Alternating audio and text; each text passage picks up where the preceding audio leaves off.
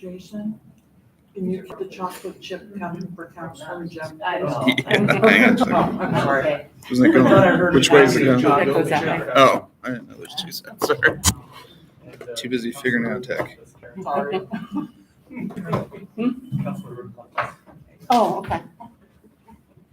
Councilor Roden has, her son is winning an award tonight, and so she let us know in advance. Chief will bring her up to speed. Let's get work for it.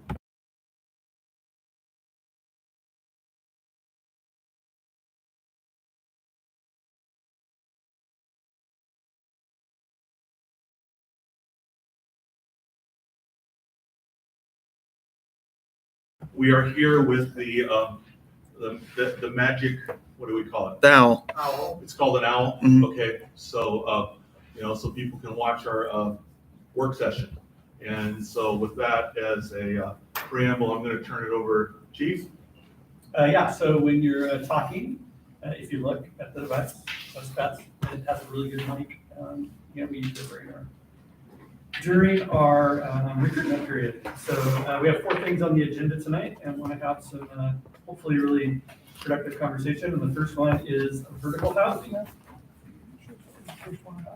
going to pass around some handouts. I don't know if I printed quite enough, but hopefully it is. I have it on my computer. I might stack that one, send a stack that way. There's some notes and a map. Actually, want you to get my white one. That's okay, I'm sure. Actually, I'm passing them in. So while we're passing those around, I can get started. So, as far back, as the early community visions, from 1996 on, there's always been an emphasis around making downtown a thriving hub of the community. The last couple of plans, and actually even that 96 plan, but particularly the later plans, have referenced full utilization of the upper floors within the downtown core as a way to help strengthen the downtown. Vision 2020 actually even specifically referenced utilizing tax incentives to help get the upper floors in downtown buildings redeveloped and utilized with residential uses. And really the kind of goal there with that the desire to create more upper floor residential in the downtown is you're basically creating more rooftops within the downtown. The more people that are living in and around the downtown, the more people that there will be spending money in downtown shops and restaurants, places like that. So by doing more vertical, more dense type of housing, you're sort of bringing more people downtown to live and spend money. So this vertical housing zone is basically one way to incentivize that type of development. Kind of the goals for this project would be increasing the number of residents living downtown so they'll shop, dine, and patronize in local businesses. It's an opportunity to increase retail and office spaces as well because it would have to be on top of a ground floor commercial use. And it's also an opportunity to hopefully incentivize the rehabilitation of a couple of buildings within our downtown. So if you look at that vertical housing zone key information I gave you, it's just kind of a basic rundown of what this zone is. Originally, this was actually a program that was run by the state, and you had to apply to the state to create the zone, and the state ran it. Several years ago, they changed that to essentially leave it up to each jurisdiction. The state created the operating guidelines for this zone, the ORSs, but then said it's up to each local jurisdiction to create and manage their own zone. So we essentially would have to create the zone as opposed to applying to the state. The vertical housing zone, I want to make clear, you hear a lot about zones and zoning. That's generally in sort of the residential, commercial, industrial type of context. A vertical housing zone is not the same as a land use zone. This zone, if it's created, will not change what is allowed or not allowed within any part of this zone. It's purely a zone that's created to allow a certain incentive to be applied on developments that are intended to be incentivized. Does that make sense? Mm-hmm. Okay, so yeah, so it's not essentially not changing anything in the underlying zones. But what it is it creates an incentive for upper floor residential development on top of ground floor commercial. So essentially, it incentivizes mixed use buildings. It creates a 10-year property tax exemption on mixed-use developments that are inside the zone. And the amount of the property tax exemption depends on how many floors of residential there are on top of a commercial use. So if there's one floor on top of residential, on top of a ground floor commercial use, so a 2-story building, that development would get a 20% property tax exemption. If there's 2 floors of residential on top of commercial, a 3-story building, it would get a 40% exemption. 3 floors would get 60, and 4 floors would get an 80% exemption. And just to kind of note as a reminder about, this doesn't change any of the underlying rules. 4 and 5-story buildings in Independence may not be eligible because of height restrictions within the community. So just because that's allowed by the zone, it doesn't mean that it would be that our existing rules would change, and that suddenly we'd be able to put a 5-story building in this zone. So you get the exemption. The value of the land is not included in that calculation, but there is an additional incentive for developments that serve people earning 80% or less of the city's median household income. If it serves, if you have essentially a floor of low-income housing or housing that serves people earning 80% or less of median household income, then the land value can be included in that property tax exemption. So it's a little bit complicated there, but just I kind of wanted to put that out there. But the basic idea is you do this development, you either rehab an existing building, build a new building, you get this property tax exemption for 10 years. After those 10 years, then you're just paying full vote on the taxes for the in perpetuity. Also, it's important that those upper floor residential units need to remain residential. If they are converted before that 10-year property tax exemption expires, then that building would be decertified and would start paying full property taxes on the entire development. So that's an important thing to keep in mind. So just on the flip side of that little information piece, I've got a couple of charts just to kind of give an example of kind of what this looks like. And I apologize, my numbers, my tax calculations were completely off. So the actual tax amount paid, don't worry about it. The proportions are what matter here. So for example, the first one, project A, if it's a 3-story building, say it's it would have a $5,000 existing assessment. So whatever's there now pays $5,000 a year in taxes. Say you either renovate what's there or you knock it down and build something new. Then that new development would be a ground floor commercial with 2 floors of residential on top of it. It would have, say it has a $50,000 property tax bill when it's all said and done. It would be eligible for a 40% discount because there's 2 floors of residential on top of a commercial. So that's that reduction that you see. If there was, so that's with the vertical housing. Without development, we just continue to get whatever the existing assessment is. So similarly, the second project there, project B, that's for the 2-story building. Same idea, you've got the full assessment, but it would get a 20% reduction because it would only have 1 floor of residential on top of ground floor commercial use.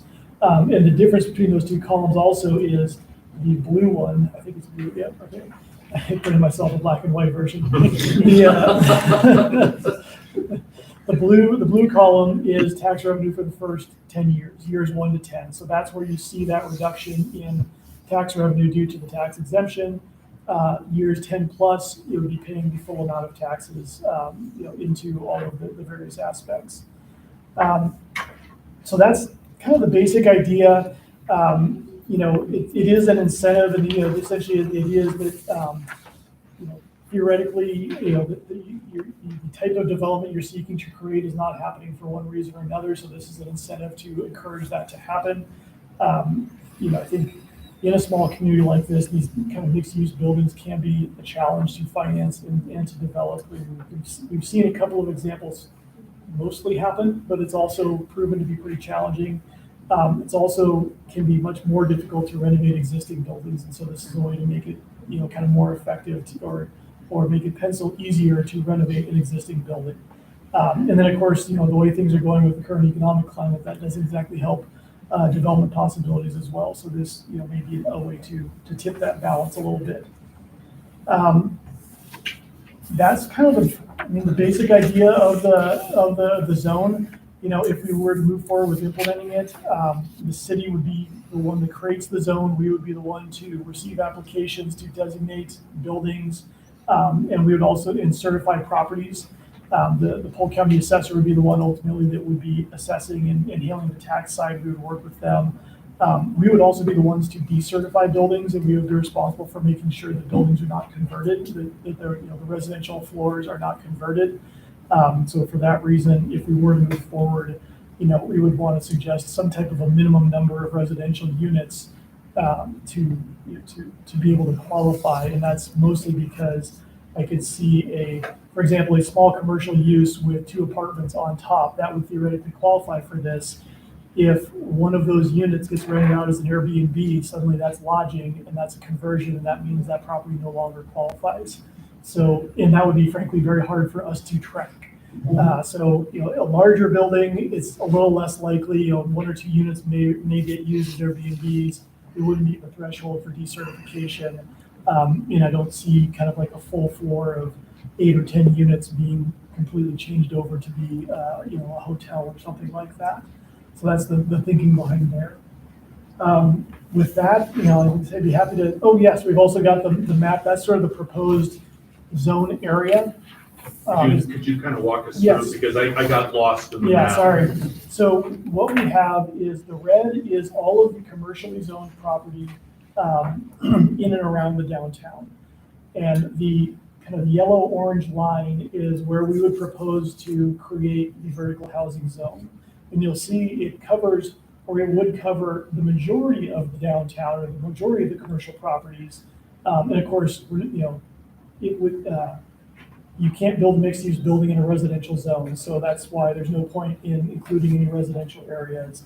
And then even of these commercial properties, we excluded a couple of sections along 3rd Street and then down just south of City Hall along Main, because they're really they're developed as residential single-family homes, and so the likelihood of somebody coming in there, bulldozing a home and building a mixed-use building there, it's not very likely, and it's also not necessarily something that we want to incentivize.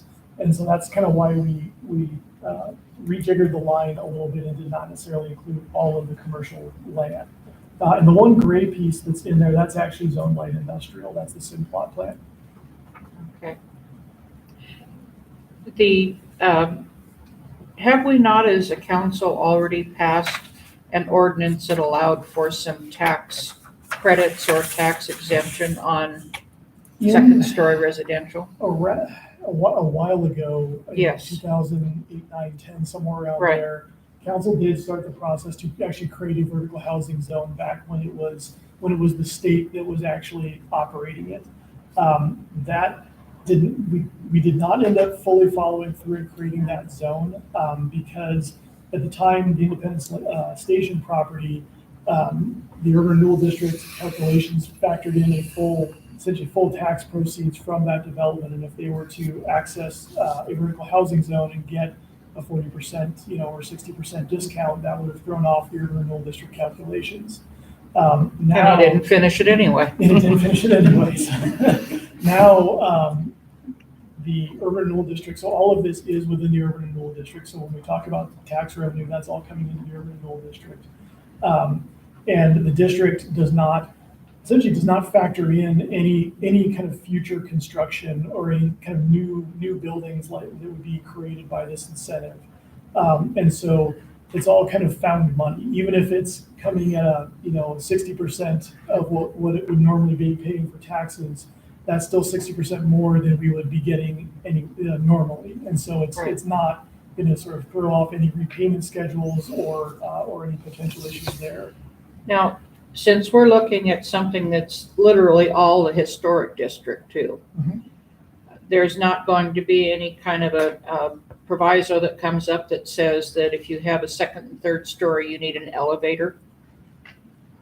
So this zone would be, like I said, this would be whatever's already allowed in the commercial zone would still be allowed, and the historic review would also continue to be required. So, somebody could come in today, on any one of these properties and say, I want to build a 3-story mixed-use building here, and as long as they met city codes and the historic code, they would be able to. That would not change in any way, for the good or for the bad, based on this vertical housing zone. It would just be a question of what the property tax assessment would be for those first 10 years. Okay, and I'm thinking about a pre-existing building, and if there was a retrofit on the second and third floors to make it housing, that would not come with, because it's a historic building, it wouldn't come with the necessity of installing an elevator? I don't know the answer to that question. Okay. Frankly, that would be a Jeff question. If it would be required normally, it would still be required. If it was not required normally, it would still not be required. Okay, and one of the ones that I also am thinking about that's already in operation on the ground floor is the Opera House, because that does not have an elevator. Yeah. Okay, that answers my question, thank you.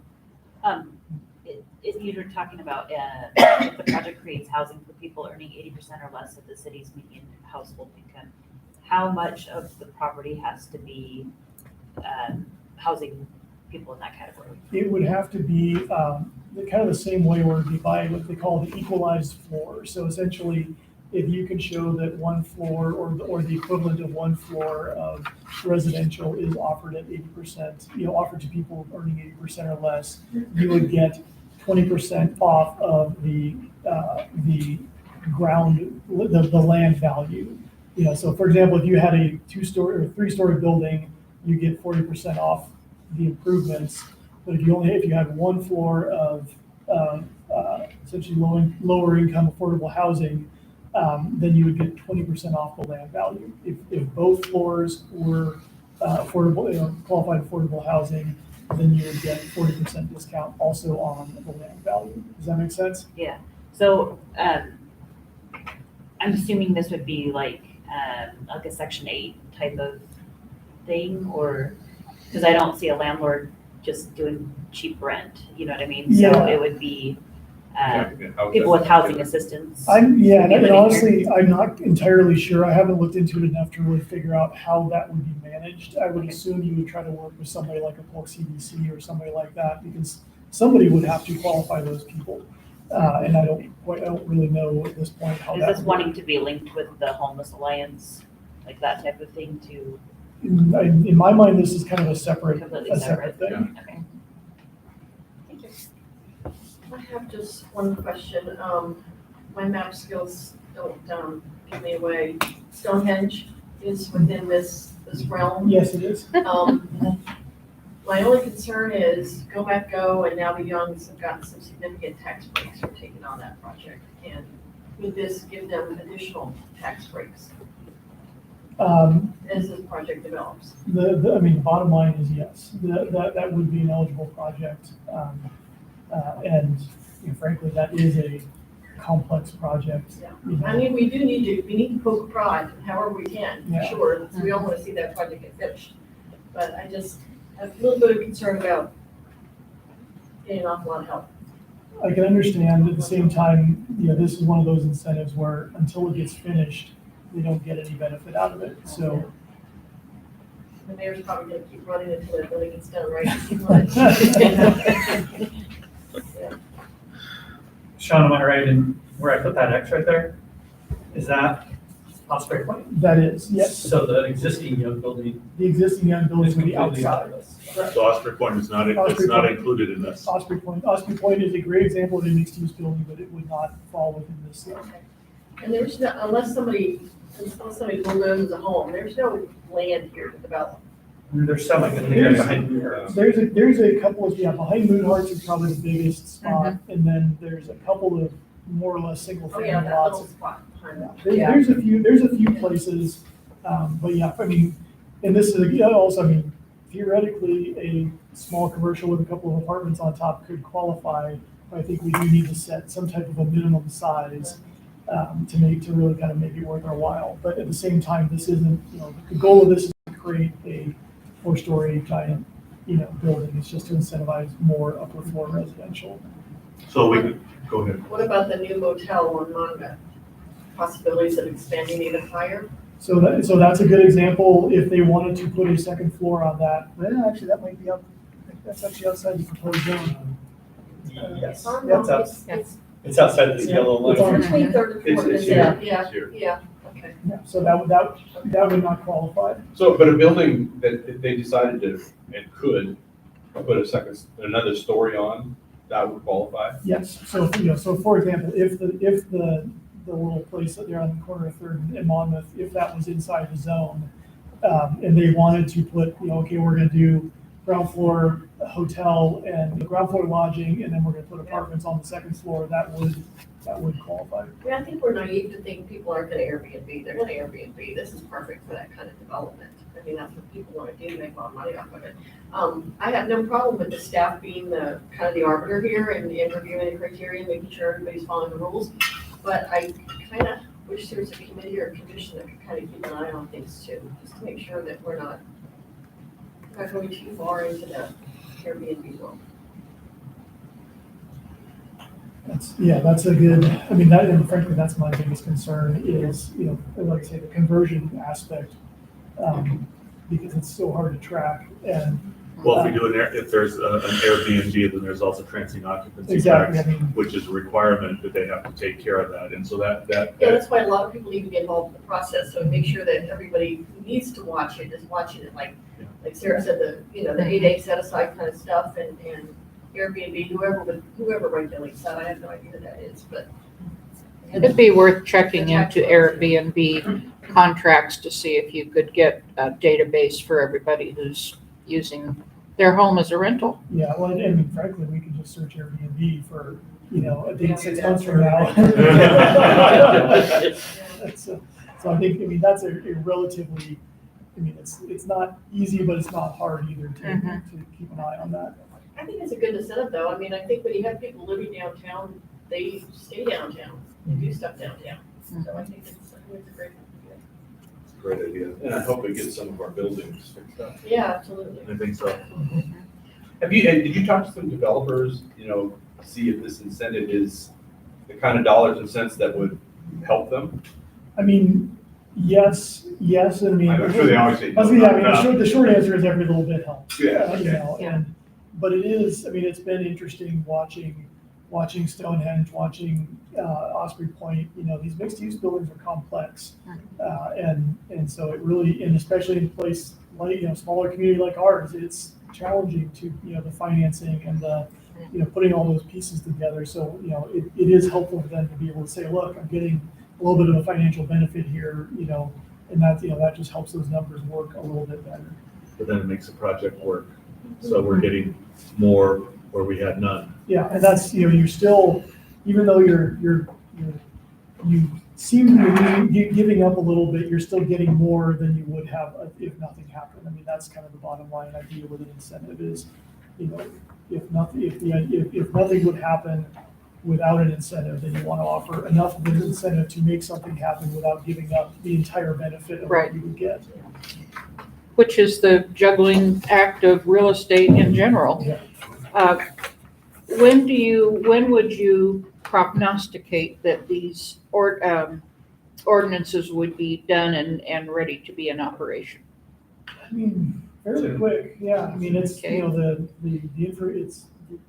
it's not a particularly complex thing. The main thing I would want to check into is the low-income housing piece of how to certify that, or, we would need to be able to say, in order to qualify for this benefit, you would need to, ABC, yeah. whatever, work with a qualified organization or something like that. Because as soon as this is in place, it seems like some aggressive advertising in the Daily Journal of Commerce or something like that, builders, publications and so on would be very helpful and would it be an immediate attractant.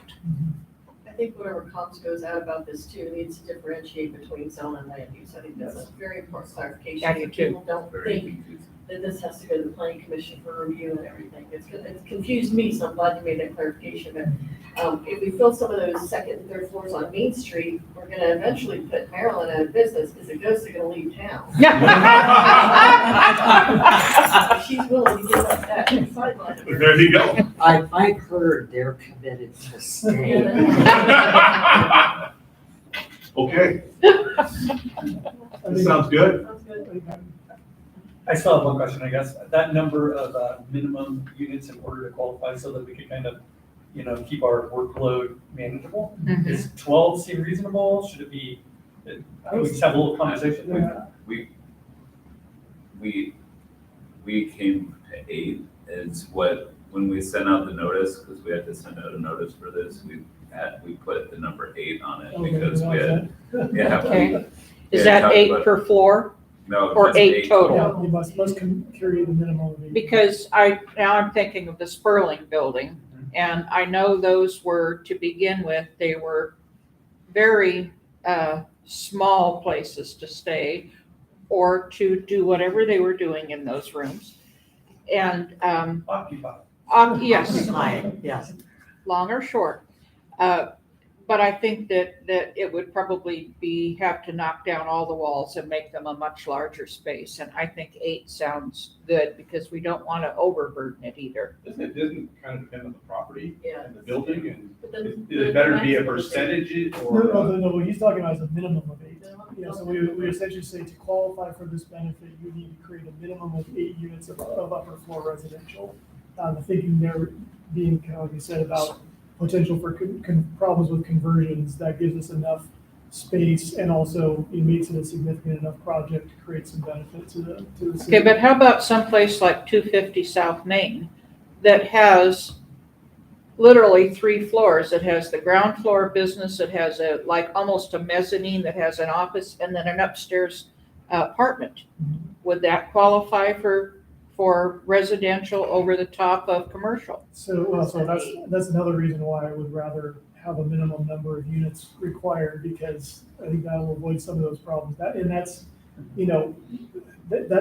a interesting question. I think the answer gets more to the equal, when we talk about floors of residential, there's a definition of equalized floors, and essentially it takes the entire amount of area of residential, because you're actually allowed to have some residential on the ground floor as long as at least 50% is commercial. There's some wiggle there, but they've got a calculation to determine the number of equalized floors. So I think that's probably where that would come in. But if there's an existing apartment, again, Coho Realty, that's still a rentable commodity. It's just not a tax credit. Yeah, I mean, you could renovate an upper floor and put in one unit, 2 units. Okay, There's nothing, again, this would not prevent anything. This would just say, and city zoning would it allow that now? yeah, Okay. commercial zone allows upper floor residential even for 1 unit. Okay, What are we doing with parking? Like, this is when people are living downtown, the parking's already an issue. So you put, say you do 2 floors and you've got 16 units, which is in theory, at least 16 to 32 vehicles of residents downtown. So how does that work? This is a work session altogether. Well, yeah, so the short answer is the city's existing parking requirements would apply. So right now, if you're in a commercial zone and you build a residential unit above a commercial unit, you're required to create at least 1 off-street parking space per unit. How do you create an off-street parking? You have to have enough land or identify. Okay, so it's not, location. so an existing building that's on the street is not gonna qualify for that. They wouldn't be Well, able to like do the it Sperling building that we were talking about has space behind it behind it. that it can utilize as a parking lot. You can also get your space from somewhere else. Yeah, you can secure say land. this lot that is, half a block away, I have worked a deal and I've got 5 spaces in this vacant lot over here that are designated for people staying in these units. All right. then the police would take it from there, wouldn't they? We have some of that happening now, Yeah. where Yeah, that's how they're getting yeah, their but Yeah. required number of parking places. Because you're right, the space just Yeah. doesn't exist. So they have to make a deal with someone So, else. for example, the Cooper building. I was gonna say, Karen. I park in a parking lot. Yeah, but that's one person. I'm trying to figure out where you're gonna put it. Well, it's one per unit, is the Yeah. requirement. Okay, so 16 vehicles for a building. I'm just not seeing that Well, downtown. so that's, Well, and then again, they that's buy kind of the, the lot behind, was it Mood 5 Hearts? star, 7 Yeah. stars, the old Mood Hearts, and put in a parking lot, and then they have off-site That's parking. for sale. Yes. so, How much is but, it? you know, It's already listed by somebody. but you're right, though, I mean, these are the calculations that developers go through when they're looking at doing these kind of things is, well, I could put 30 units on this property, and it's like, okay, where am I gonna find 30 parking spaces? And so that's where the balancing act comes in. And they have to have retail, commercial retail. They would have to have downstairs. commercial downstairs, on So the they bottom could do floor. parking under or anything like that. Yeah. Okay. I mean, they could do basement parking if they wanted to go that far, but that would be, that's a whole different. Yeah, basement, big Well, some pumps, not two. Conceptually, they could put some parking in the building. Yeah, they could do a tuck under parking as long as it wasn't all parking. Right, so long as 50% of the ground floor was commercial. Oh, have a one like this. Right, something like that, you could do something like that. Can't pay to park? Ooh. I don't know.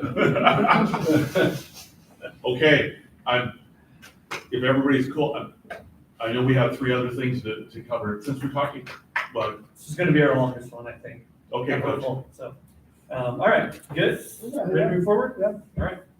Expect to see it soon, that's all we'll say. Good, garage conversions. Hey!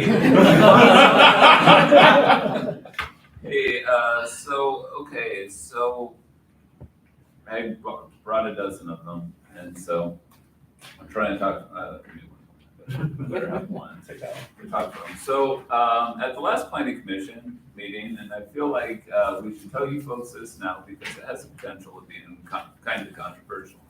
And so I just want your folks' opinion, before we go too far down the road. Now, currently, the city of Independence requires every residential use to have a garage. So every, especially in the residential zones, we don't require that in the downtown and all of that stuff. And our residential zones are low-density residential, medium-density residential, high-density residential, mixed-density residential. They all, if you put in a single-family home, if you put in a duplex, a garage is required for each unit that's created. Now, we had a gentleman who has a slightly older home, it's 70s era, it's not a super old home, 70s era house. Thanks, Brad. Yeah, I'm thinking the same thing, yeah. He wanted to do a garage conversion. He has a single car garage on his property. He has a carport next to it. He also has parking in his driveway. He's a single individual living in this house. He wants to expand his kitchen into his garage.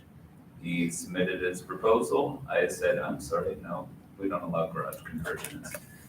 He has a 10 by 20 garage right now. If he were to expand his kitchen even slightly into his garage, he's not going to be able to park a car in. And so I told him no. That's my answer all the time. We get requests for garage conversions a lot. And the answer is always no, I'm sorry. In the city of Independence, we require each residential unit to have a garage. So he came and he talked to the planning commission, and the planning commission said, okay, well, consider some potential options about what might be done. And so that's what the planning commission talked about at our last meeting. The 4 options I gave them were maintain the current standard. The second one is potentially allow carports instead of garages. The third one was potentially allow sheds instead of garages, and I call it the Sue Albee rule because Sue Albee had the thought, if you get rid of garages, people need a place to store their junk. Stop. Things. Lawnmowers. So, and the fourth one was potentially remove the requirement. Now, I suggested to each of those alternatives, potential options, if you allow carports, I would encourage some sort of screening if you allow carports instead of garages, because what's gonna happen is you're gonna be able to see into everybody's garage then, and you're gonna see all their stuff, all their treasures. The second one, or the sheds, it's just not as, it would be immensely difficult for us to actually track where every 10 by 10 shed is on a property, right? You don't require a building permit for those. It'd be almost impossible for us to like keep track of where, if they're coming or going. And so the planning commission settled on the idea of potentially removing the requirement for a garage.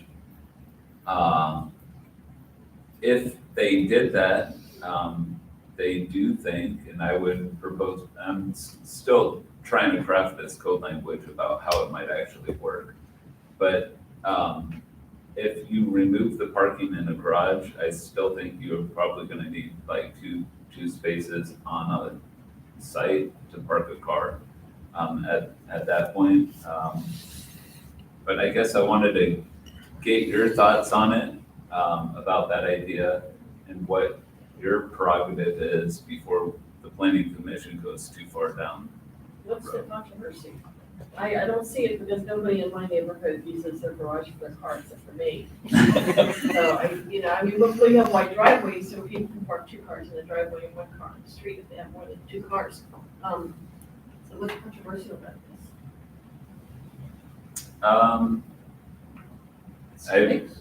Was it? Is it aesthetic? It's partially aesthetics, it's partially how we do things, too. I mean, I will say if you remove the requirement for a garage, I ran a calculation, and I wanna say it was something like 10% of the cost of a house is the garage. It just adds, because it adds costs. Or you're even thinking new construction. I was just That's saying, what I was point of thinking about. clarification. Yeah, Construction. that was new construction. Because Yeah. you only know people want to do garage conversions because they tell you that. Yeah. I mean, I'm sure there are lots of Oh, converted yeah, garages. there's all sorts of converted garages. Yes, there are. Not at my house. Not at my house, yeah. Yeah, I mean, it's very true. It's one of those things where, I have no doubt that when I tell people you can't do a garage conversion, a lot of Thank you them, very much. and yeah, neither thank do you for, and so then they don't get a permit, and a lot of times what ends up getting done is the work doesn't get done in a way that is actually like well done. Safe. Safe. Yeah. And so, so that was really where the planning commission was thinking about going. It is, at least in part, an aesthetic, consideration. Because, I mean, people do have stuff to store. And I don't know. How's that affect sales of? Yeah, I don't see it as going to be a big thing. Like, people might do it once in a while, but people still want a garage. So, For especially new construction, they're still gonna make a garage. Yeah. With or without the requirement, they will make a garage. And I think we would need to have, a designated number of parking spaces for every property. Which would probably be a concrete pad on their property, right? Right. Because you can't park on the street for long lengths like that. Yeah. Right, and yeah, so I mean, yeah, I would not like to see a lot of carports popping up though. That's unsightly. But there's some creative stuff going on Gun Club. I mean, I've seen people build fences around RVs. I mean, it's amazing what people do to get something onto their property. But I don't see this as a very big deal, quite honestly. all right. Well, That sounds I'm good. thinking about my neighborhood, and I think, well, I know for a fact that out of everybody up and down the street, I'm the only one who parks in my garage. We used to be able to get 2 cars in there, but now I still park in my garage and I share space with a motorcycle and a shrine car and whatever else. But I want to keep that because I kind of like going out, not being in the rain and Would, doing all that. would builders stop, since it wouldn't be required, would builders stop putting it in and saying, well, you don't get one? I mean, that's. Yeah, that's an that's- Or it's an option. Yeah. Well, yeah, I'm just thinking of it kind of from a builder's point of view. If I don't have to do it, I'm just thinking, Yeah. well, I don't know if Well, I that, think they often have to do it because, I mean, my hot water heater and all that kind of stuff is in the garage, so it's gotta be someplace. Yeah. You tend to put it in the Furnace. I don't know, garage. they've moved the HVAC system inside, all the new codes have all the like ductwork is no longer under the house, has to be within the home. is it, They have all these new guidelines on everything. I just don't think that people wanna buy a house without a garage. So in real estate, if it doesn't have a garage, then people are less likely to be Right. interested. So then builders would not want to build. Yeah, that because they you're feel- gonna be on the top of the That's- market essentially. Yeah, that's kind of. Yeah. They- So in some ways, market and demand is gonna to temper this or to control it. I was just asking Fred, can you require new construction to have garages, but then just say there is an allowance for existing construction or existing homes to be converted? I don't know.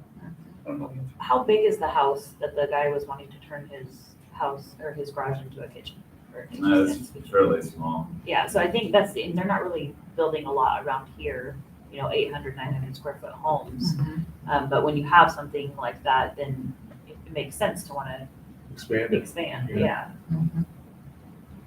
yeah. So one thing that I can see happening is, I know it's gonna happen, is if we take away parking in a garage and somebody buys a place that doesn't have parking in the garage, they just have their concrete pad, the first request that we're gonna get is for a carport. Like, I mean, but, Mm-hmm. because people are gonna wanna store some car enthusiast is gonna move in there and he's gonna wanna, have his car under a cover. At that point, the answer is gonna be no, because we don't allow carports in front of the house. And so it's almost like, are we somehow like creating an issue that we're gonna start like having to address fairly regularly in the future then? What is the planning commission leaning towards? Do you have a sense? Well, I think that they felt like they could remove the requirement. They encouraged me to try and write up some language to try and consider these things. I'm fine with deferring to the planning commission. I would be too. All right. Sounds good. I just wanted to make sure that it wasn't gonna be some sort of hot button issue. I think there are probably more garage conversions in, as you call them, older houses than there are houses of that same age that have a garage that's used. Oh, yeah. I spent several years as a teenager in a converted garage. I've seen a lot of converted garages that are not permanent. Yes. So they put in something simple to use, but then they could easily make it into a garage again. And I think people do that all the time. We had a TV and a couch for Yeah. years when the boys were Yeah, so they teenagers. might be able to use that. Something. Oh, okay. All right, you got, yes. Okay, we have Osprey parking lot fee and then the city council powers and authority. Yes, they go together. Okay, So, excellent. Next topic is Osprey Lane parking. Key information sheet is going to walk us through the beginning of our conversation. So, Osprey Lane, there's a map on the back if you're not familiar with it, goes from South Main Street down to the roundabout at the hotel. And the original design of that street and the parking on that street occurred back in 2016. And when that design happened, the townhouses were not yet slated to be there or on the plans, right? It was just a street to get you down to the hotel. So it allowed for parking on the east side only at that point, which would be to your right if you're going down to the hotel, and not on the west side, which would be to the left as you're driving. I have a purpose in my car now. You're driving this is gonna be on the yourself. other side with the picture. Yes, I Do know, it. I saw the landmarks too.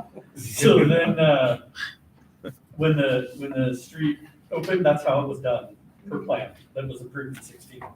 And then later, there was plans to put townhouses on the east side of Osprey Lane, which have driveways. And you've all been down there and know what I'm talking about. I wish So a lot of the parking that was allowed along that side got taken up by driveways and really restricted how much parking was available.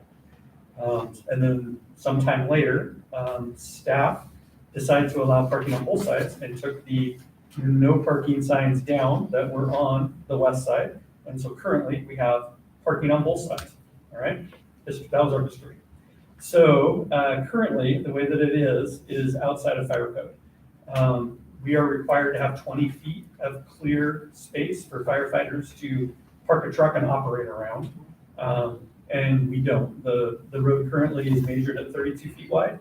Public Works Director went down there and did some measurements for us. And the code requires 8 feet on each side that you have parking.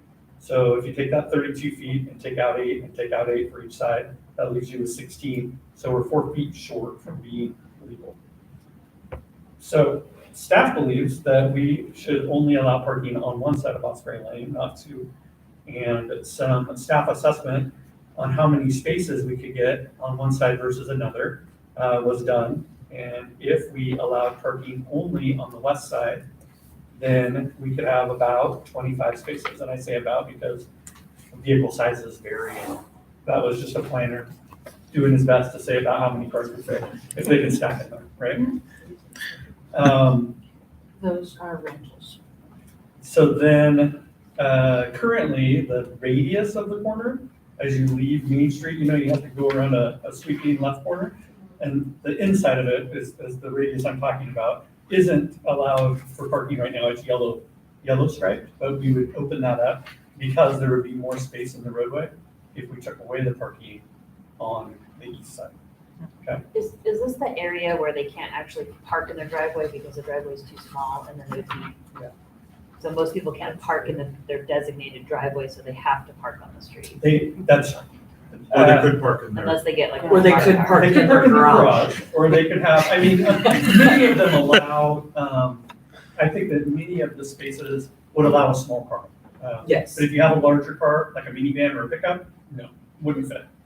Not in any of them, but they're not all the exact same either. So some of them, I think, have a little bit shorter. Is there a space. minimum driveway? There is, yeah. Did they use the minimum? That was before the minimum driveway, so This is why we have a minimum driveway. that's, yes. Right. Yeah. Although I always do like to point out, it looks like there's a single car garage on those townhomes. It's actually 2 cars deep. So it's actually a 2-car garage. So that, But is it the same where you have to have a very small car in order to fit 2 cars in there? I don't know exactly how this. Either Cars, way. two cars deep, one in front of the other? Yeah. Yeah. Oh, that requires so much logistics. Oh, yeah. Yeah. I think the idea was you put all your stuff all the way in, and then you can still bring 1 car into the garage. Kind of like most garages where if you do park 1 car, then the other half is your stuff. Exactly. I gotcha. Or shared with a motorcycle.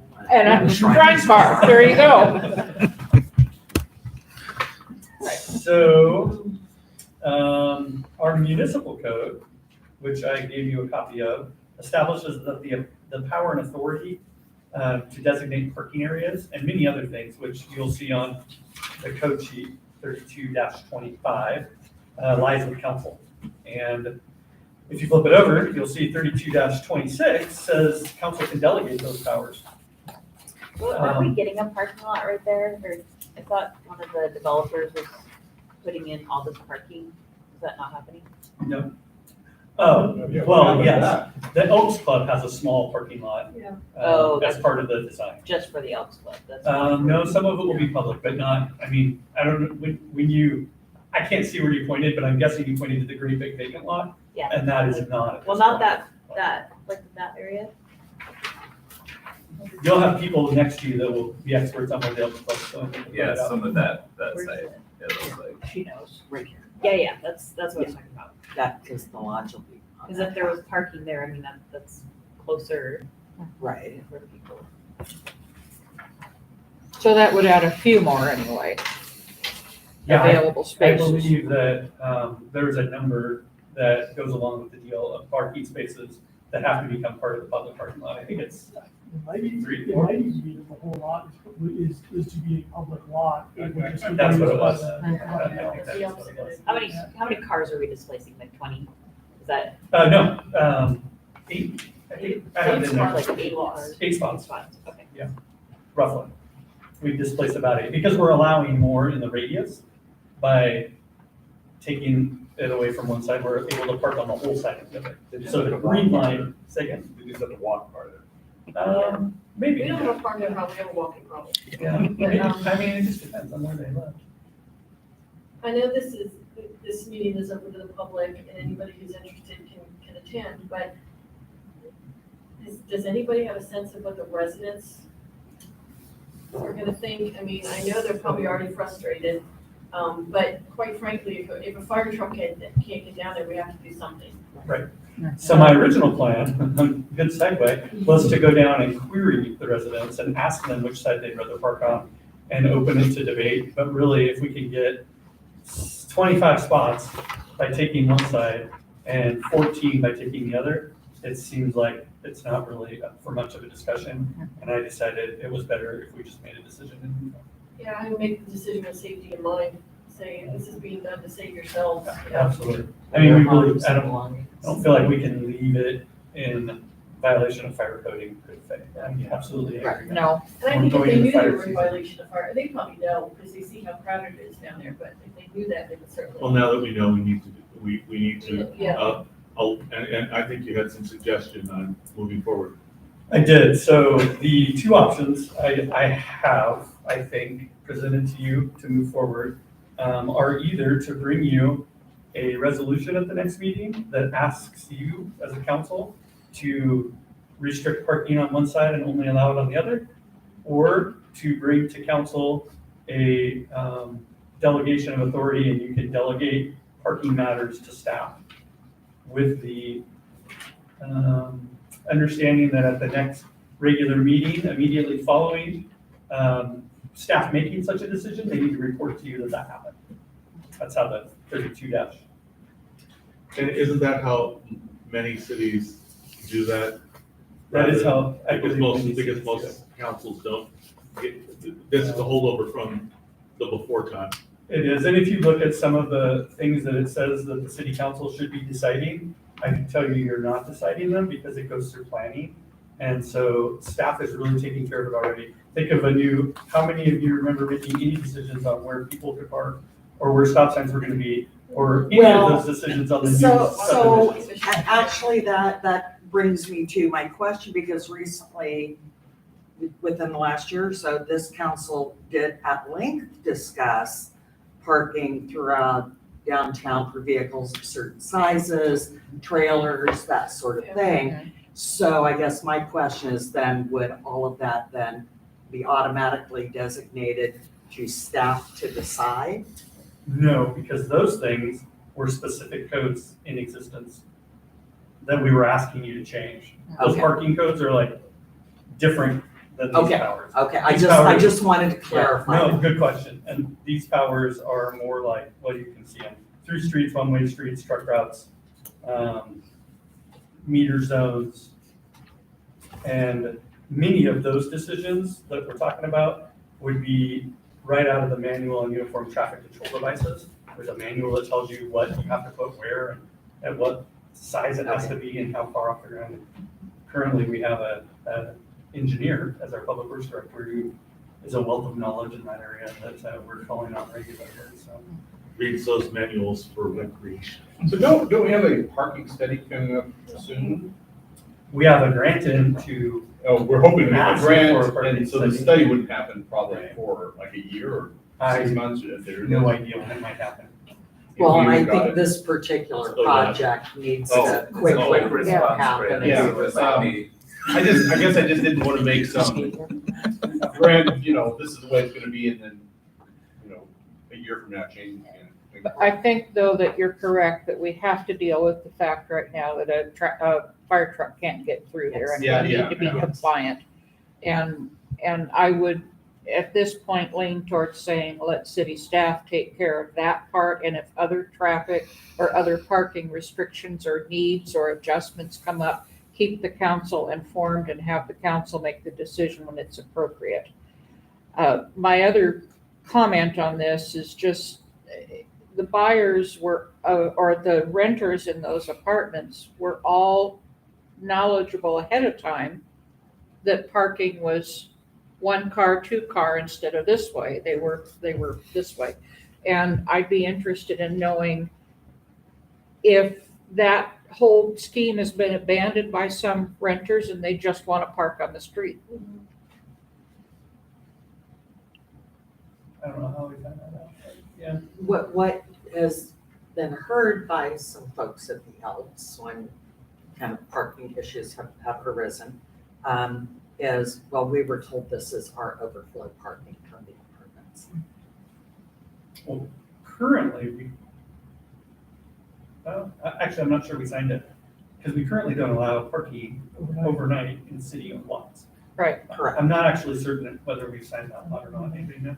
I'm not sure. It is not posted at that point. Okay, I think we were gonna wait, and if there was a problem, that's. what we would- try to resolve it. So it seems to me that what we need to do here is, now we're not taking any final decisions, but it seems like we should move forward with making the parking change on Osprey Lane because it needs to be done.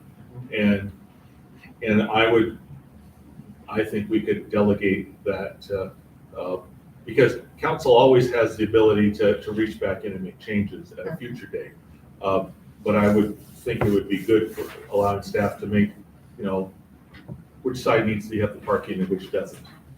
That seems like we could make the change that's on the back and empower staff to do that. And we can always change our mind if we need to, but I would think that would be, does anybody disagree that that's the way to go? No, I'm happy to know about this and have it confirmed and a chance to take care of it because I'd feel awful if there was a fire tonight and the fire department couldn't get where they needed to go. Oh, they'll get there. Yeah. I think in this case, yeah, it's a safety concern. So I think you guys need to do what you need to do and get it taken care of. But in the future, things I think should go through city council. But in this particular case, it's a. And I think this brings up something, I don't know if I talked to you about this, Chief, but, between the document that spells out the council's roles, responsibilities, and municipal code, we probably need to look at other disconnects in that, because I'm sure there are some others as well. Because this kind of reads boilerplate. Yeah. Fun stuff, but. So we still have a lot for sale, is it just one lot? City, or not for sale, but No, city owns 2 lots. Yeah, we have the one that you see here, on the map, the red dot on Osprey Lane, the pointer dot. If you go down left from that lot that has looks like Connex boxes at the end of it, Right. that lot's ours. And then across Osprey Lane, where the map doesn't continue, there's a narrow lot that comes towards City Hall. Oh, I know what you're talking about.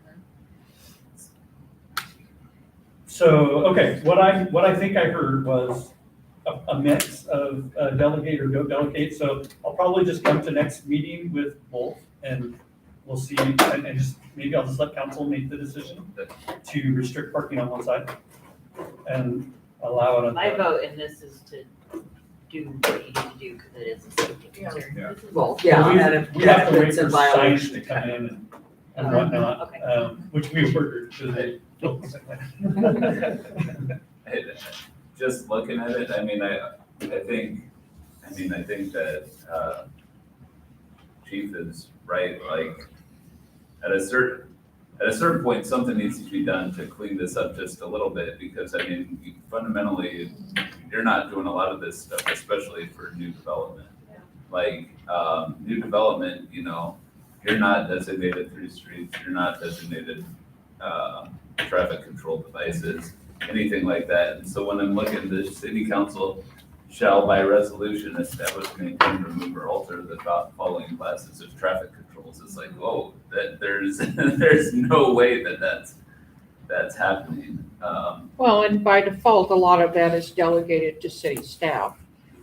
It just hasn't been. I asked Karen to go back and show me that, Uh-huh. and there isn't anything delegating it. That's why I was like, I'm not gonna make that decision. Well, I think it's delegated to commissions, committees, and boards Yes. too, but, again, that's not stated anywhere, so we don't have anything to fall back on. Yeah. But this is an emergency situation. And I know we're not making any decisions in a work session, but could we ask that instead of asking for a decision of council at the next meeting, give us a report on what was taken care of to mitigate this problem? Sounds good. Good. Bird scooters is the last item on our work schedule. You want to open it? Yeah, Sure. how about it?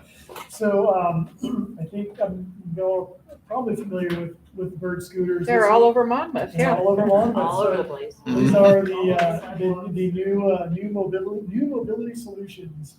But they're basically battery powered motorized scooters that you can, with an app, rent for a short period of time to ride somewhere and basically just leave it there if you want. They're in many ways, they're a great way to get around short distances. You see them a lot in the bigger cities. Monmouth and Western Oregon University decided to pilot the scooters here just to kind of see if, see what the usage was. They deployed them in August and have some, I've got some numbers I can give you in terms of like usage and whatnot.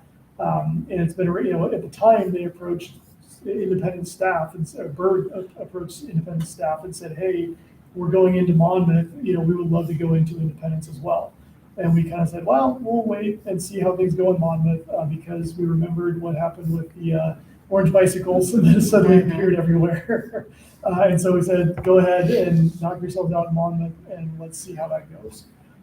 So I've got kind of two different sets of numbers, but so from August until December, it looks like they have had, there we go, they had about 1,500 total rides for about 2,000 total miles traveled, so average ride is a little over a mile. They deployed about 50 scooters in Monmouth, so when you see the scooters around town, that's roughly 50 scooters. Marty was actually let me know that the first quarter of this year, they've had 800 rides with about 450 unique riders. So you've got a few repeat riders. Again, average ride was around a mile. She also said they've only had 8 complaints. Bird has a 311 number that you can call or text if you have a complaint or an issue. We only got 8 of those. She said the police department and city staff had not received any. Sure. Basically, the way this works is they identify what they call hubs, kind of main places that are both either destinations or starting points, kind of frequently. And so they will stage a batch of scooters there, and then people will take them, drive them all around, and they've got a local person whose job is basically to go around and pick up the random scooters that are left. If I drive it home and I don't ride it again for another couple days, somebody will come and grab that and take it back to one of the hubs so that it's available for somebody to ride again more easily. Although if somebody else in my neighborhood wanted to take the scooter, they can see on the app, there's one right in front of my house, and they can go and grab it and ride it wherever they wanted. So that's the basic idea, is they sort of stage them in different areas. They go around, they take them back. And after a few weeks, they actually use the rider data to see where they should be staging them. Kind of where are the most rides originating from and where are most of the rides going. And then they try to locate scooters around those areas. Where are they going? School? Yeah, so he gave me a report for Monmouth. I should have printed it out, I'm sorry. But yeah, for Monmouth, it's largely downtown Monmouth. Looks like probably, kind of the Main Street Park, and then, it's campus, it's downtown. My office is there and they're all in front of it. Yeah. Or are you a hub? There you go. But it actually is interesting.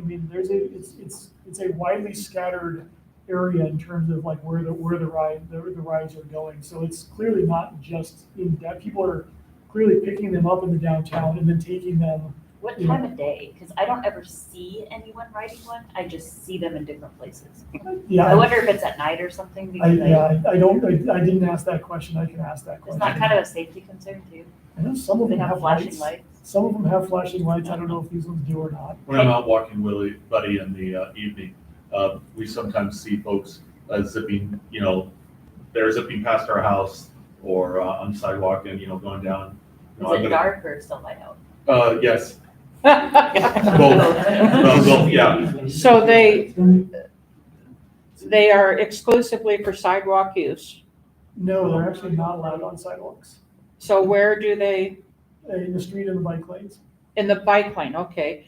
And is the person who goes around and picks things up and puts them back to whatever the new hub is that a city employee or a bird And employee? It's a bird contractor, it's an independent contractor that bird contracts. And do they also have insurance that covers if somebody has an accident on one? I'm sure that bird does, but. Because I'm seeing people driving down C Street, going from Main Street down. That's a pretty good hill you get going, and it would be hard to just stop with foot on the So ground. they do, one of the other things that's interesting about these is they're smart. So they've got GPS in them, and you can actually create geofences to create no ride zones. So for example, if we wanted, if Monmouth's, and they may say you can't ride one on Highway 99. And so you literally, you could turn on 99 and they would apply the brakes and you would stop. And then similarly, you can create a slow ride zone saying you can't ride any faster than 5 miles an hour or whatever it is. If, again, whether it's a specific area, you can do it as a permanent thing, you can do it as a short-term thing, saying, July 4th is happening, there's a bunch of people downtown, we're gonna make all scooters in the downtown zone, they can only go 5 miles an hour. So there's, you can kind of create some. And some who's sidewalks. responsible for doing that? No, that is the city requesting it, and then Bird would create the zones. What's the age requirement for these? That's a good question. Or what's the helmet requirement, I guess, because they don't come with helmets, so. Under 1400. 14 and under to wear a helmet, okay. You have to have a debit card reserve use probably. I mean, it's entirely. A lot of kids have So you gotta have a Yeah. credit card in Yeah. that. Is there any financial benefit to the city? I would have to ask Monmouth, I don't think so. Is there any liability? Presumably, we would try very hard to make sure that there is not. We have a parking problem. It makes perfect sense to me. What's the demographic we use? That's an interesting question, I didn't ask for that information. Because I'm wondering if it's a lot of college students where we might not have the demand, or we might have the, I don't know, and I don't know. And that's where you really want to analyze a lot of funds, traffic data, what's really happening. I tend to think we have better in the city of Independence. I think we have better infrastructure to actually write these things than Monmouth. I mean, I think people would ride these along the river trail, like if you're staying at the hotel or whatever, you can hop on a scooter just to explore out the back. People might do that. So I don't know. I can see them really working well in Independence. My concern has always been going from Independence to Monmouth. And there's just not the best connection getting all the way there. And are there bike lanes all the way there? no. Not really. Not really, not that I Give like you riding potholes. on. Yeah, they sure will. We can get on the trolley for when we don't have a bike lane There you and go. get back off. I was There you in go. Seattle this last weekend, and they had these bird scooters all over, and I saw many people using them. Of course, very advantageous when it's a hilly city like that. But the way to pay for them was an app on your phone, and that's also how they pay for all the city parking. I put in an hour's worth of parking, and it cost me 23 cents. I know. Well, it seems like, seems like it's a reasonable thing I talked to the bird folks at the last league conference, and, it seems like an option. And I think, the numbers, winter is not the greatest time, a scooter just doesn't seem very good on a February day, but I would guess, like on a warm summer's evening, music playing downtown, the warm wind blowing in your face. Scarf. Oh, there we go. It'd be nice to have some racks for them, though, because I have seen them lying across the sidewalk, and that's obviously an issue for people in wheelchairs. Right. So that's something we have to think about, but,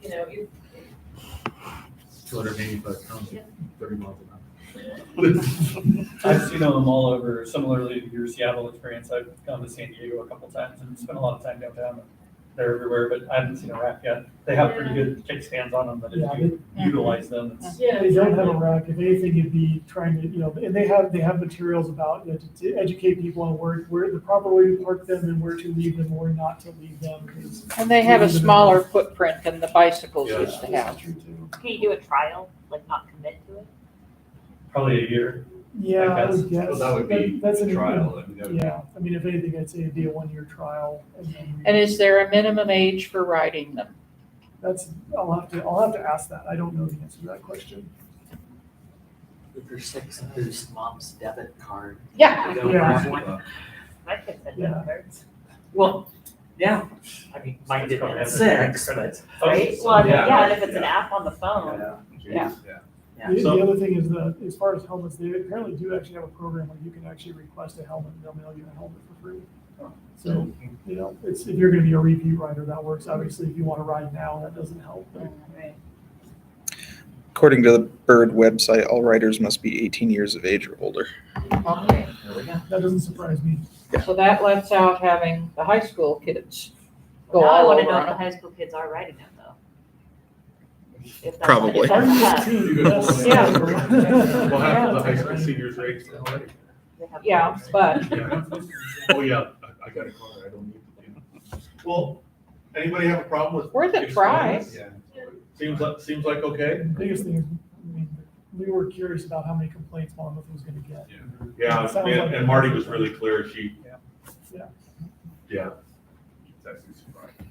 She actually was a little, Read that what's the headline. right word, suspicious of their number. Because she said, I think I've made complaints.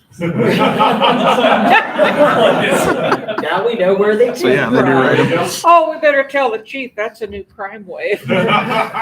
There's an article entitled "The Secret Life of Teen Scooter Outlaws," riding bird scooters. What is a non-motorized scooter thing in my Yeah. Terrorize my dogs. Okay, great. Well, we'll Yeah. bring something back to you. Great.